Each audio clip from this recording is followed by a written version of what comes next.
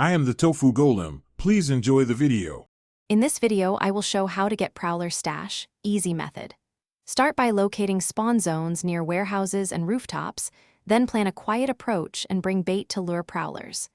Move slowly and use cover while listening for audio cues that indicate a stash nearby. When you find one, mark it on your map, secure an extraction path, and practice the route to improve consistency and safety.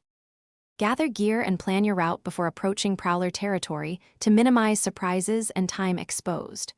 Prioritize light loads, a medical kit, and a distraction device to buy seconds during extractions. Use cover, bait timing, and predictable movement to funnel prowlers into accessible spots for quick looting. Communicate roles with teammates and rehearse the escape route so everyone knows when to pull out and regroup. Many players rush into areas without adequate scouting and then lose stashes to ambushes or third parties.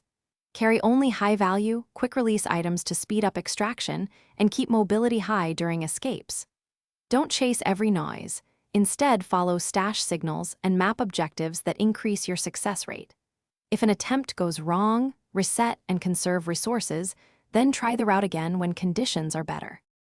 Thanks for watching. Consider subscribing if we helped you today.